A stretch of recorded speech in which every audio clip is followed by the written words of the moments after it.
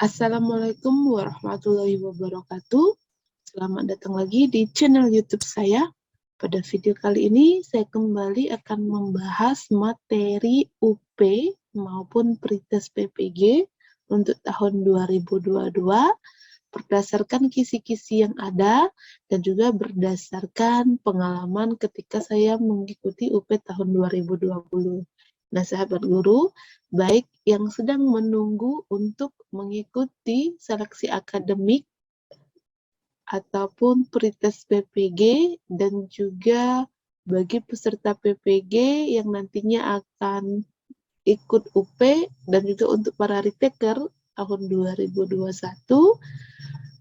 semoga materi ini akan membantu karena materi Principle of Assessment atau prinsip-prinsip penilaian ini merupakan salah satu materi yang ada di kisi-kisi. Oke sahabat guru, pada video kali ini saya akan membahas salah satu dari 5 prinsip penilaian atau Principle of Assessment, yakni practicality atau kepraktisan. Namun, sebelum kita lanjut untuk membahas materi ini, di sini saya ingin memberitahukan bahwa bagi sahabat guru yang mata pelajaran atau yang mengampu mata pelajaran bahasa Inggris, saya dan partner akan mengadakan sharing dan diskusi untuk persiapan seleksi akademik PPG atau dengan kata lain pretest PPG dengan mata pelajaran khusus bahasa Inggris karena memang basic kami adalah basic bahasa Inggris. Nah, di mana di sharing dan diskusi ini akan dibahas materi dan contoh soal yang sesuai dengan kisi-kisi yang ada. Dan semoga ini membantu bagi sahabat guru yang berminat, silakan hubungi nomor WA yang tertera di flyer ini. Dan kegiatan ini akan dilaksanakan pada hari Jumat, Sabtu, 15-16 April dari pukul 8 sampai dengan selesai. Nanti jika sahabat guru sudah registrasi, maka akan dimasukkan ke dalam grup. Nah, informasi di dalam grup itulah nanti kapan dan bagaimana untuk membahas soal-soal ataupun materi dalam sharing dan diskusi yang dilaksanakan via Zoom. Ke sahabat guru, khususnya mata pelajaran bahasa Inggris, jika ingin bergabung, saya tunggu. Nah, kita kembali ke prinsip penilaian. Prinsip penilaian itu pada prinsipnya adalah sebuah tes atau instrumen yang dimaksudkan untuk mengukur hasil belajar harus baik. Jadi agar hasil belajar ataupun agar tes instrumen kita itu baik, maka ada prinsip-prinsip yang harus diikuti dan harus kita ketahui sebagai seorang guru. Nah, apa saja prinsip-prinsip dalam penilaian tersebut? Yaitu yang pertama practicality atau praktis, kepraktisan. Yang kedua reliability atau reliable. Yang ketiga validity atau validitas. Kemudian yang keempat authenticity atau otentik. Yang kelima washback atau dampak tes. Nah, dari kelima principle of assessment atau prinsip-prinsip penilaian ini, pada video kali ini saya akan hanya membahas satu dulu agar kita bisa fokus, yaitu tentang practicality atau kepraktisan. Nah, untuk 4 lainnya akan kita bahas secara rinci di video selanjutnya. Untuk sahabat guru yang belum subscribe, like, share, dan komen, silakan subscribe, like, share, dan komen, dan juga jangan lupa hidupkan lonceng notifikasinya agar ketika saya mengupload video, sahabat guru tidak ketinggalan. Oh ya, sahabat guru, untuk Principle of Assessment ini sudah pernah saya bahas pada video selanjutnya, namun hanya secara umum saja. Jadi nanti tetap akan saya masukkan linknya lagi di deskripsi, silakan disimak. Nah, untuk video kali ini tadi seperti yang saya bilang hanya akan fokus ke practicality. Ya, what is practicality? Practicality itu mengacu pada kemudahan-kemudahan yang pada sebuah tes, instrumen atau alat evaluasi baik dalam mempersiapkan, menggunakan, menginterpretasi, atau memperoleh hasil maupun kemudahan dalam menyimpannya atau mengadministrasikannya. Jadi practicality atau kepraktisan itu kata kuncinya adalah kemudahan-kemudahan.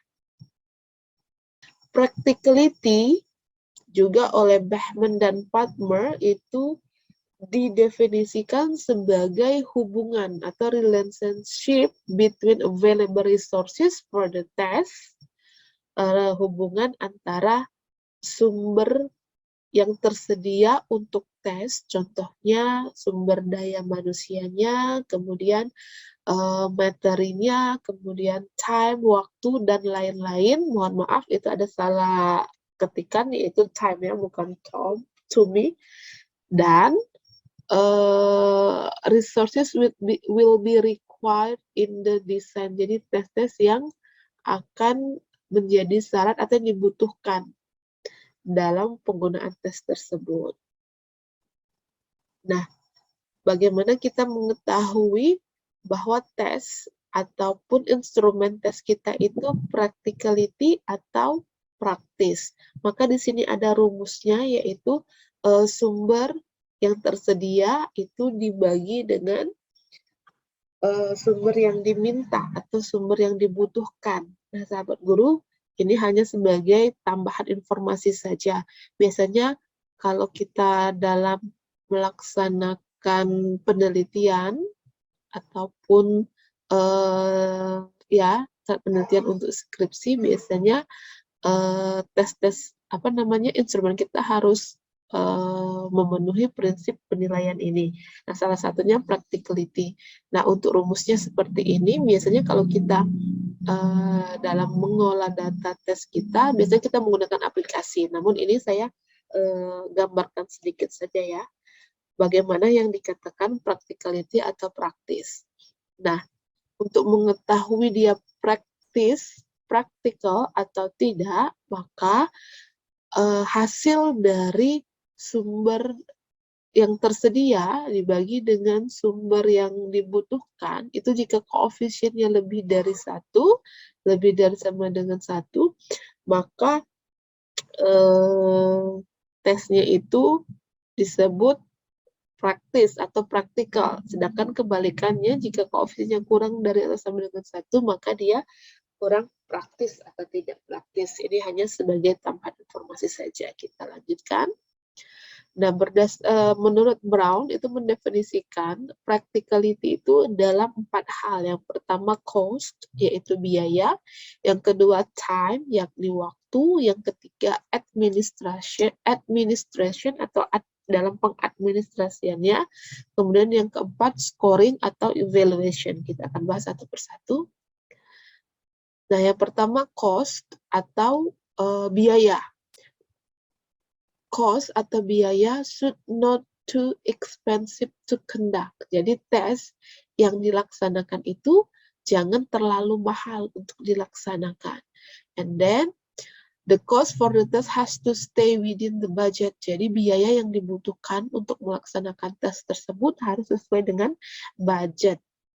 Kemudian avoid conducting a test that require excessive budget. Hindari melaksanakan tes yang membutuhkan biaya yang luar biasa atau banyak. Nah, di sini dicontohkan. What do you think if a teacher conducts an ulangan harian for one class consisting 30 students in SMP level that spends Rp500.000 for every student? Bagaimana menurut sahabat guru jika seorang guru melaksanakan ulangan harian saja untuk siswa yang terdiri dari 30 siswa SMP yang menghabiskan 500.000 untuk setiap siswa. Jadi untuk melaksanakan ulangan harian itu, siswa diwajibkan untuk membayar 500.000. Is it practical in terms of cost? Apakah itu praktis dalam hal biaya?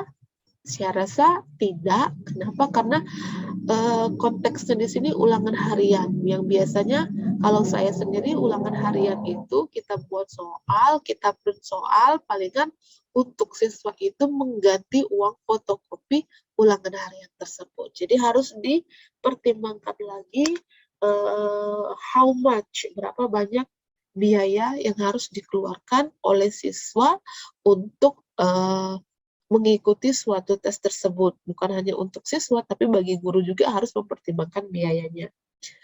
Itu yang pertama, yaitu practicality in term of cost, ya. Yang kedua yaitu time, waktu. Nah, dalam melaksanakan tes,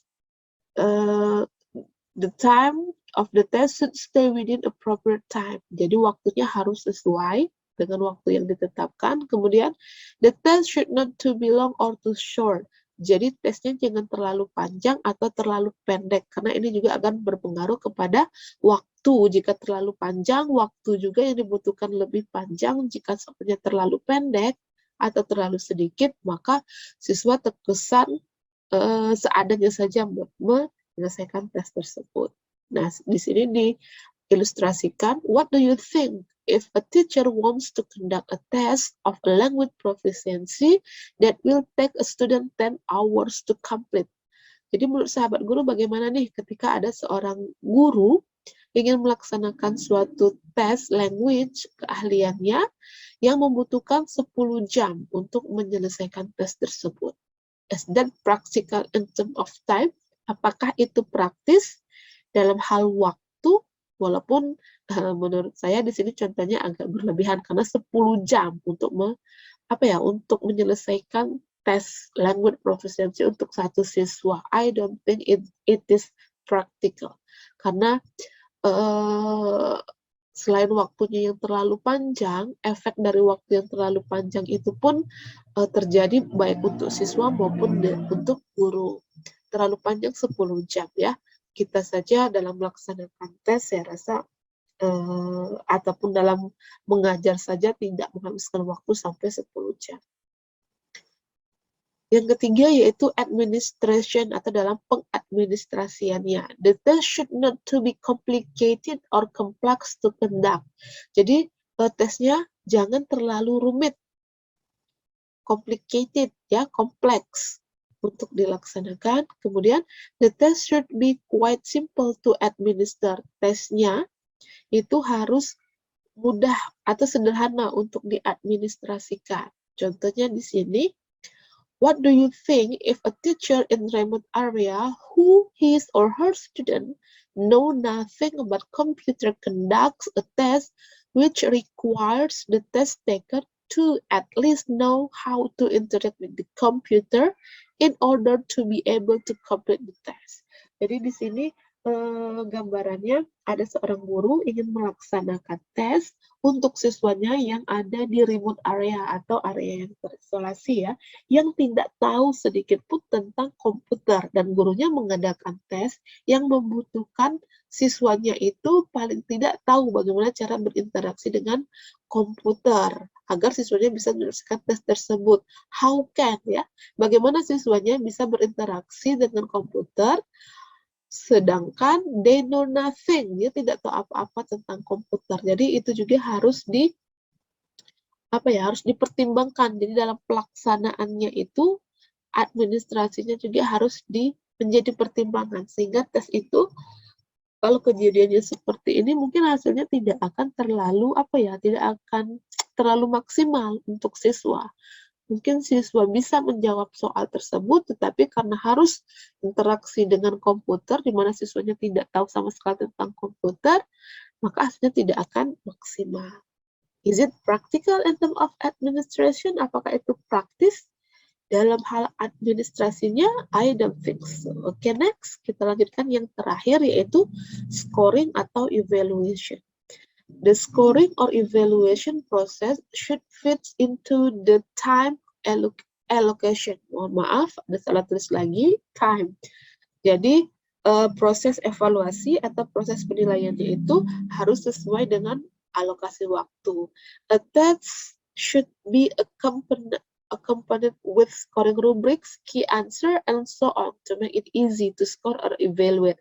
Jadi, tes itu agar kita mudah untuk men-score ataupun menilai maupun mengevaluasi tesnya harus dibarengi atau harus adanya rubrik skor, ya, scoring rubrik, kunci jawaban, dan lain-lainnya yang berhubungan dengan agar kita lebih mudah untuk melakukan penilaian. Nah, di sini dicontohkan What do you think if a teacher conduct a test that it will take student a couple of minutes to complete and take the teacher several hours to score or evaluate? Nah, bagaimana menurut sahabat guru jika seorang guru melaksanakan tes nih? Siswanya hanya membutuhkan waktu beberapa menit, sedangkan gurunya untuk mengoreksi hasil tes tersebut membutuhkan waktu beberapa jam. Jadi agak sedikit berseberangan ya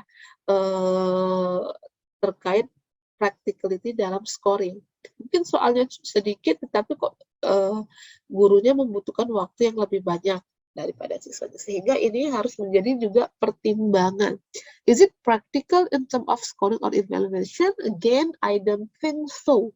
Karena dalam mengoreksi pun waktu yang dibutuhkan guru itu juga harus menjadi salah satu pertimbangan.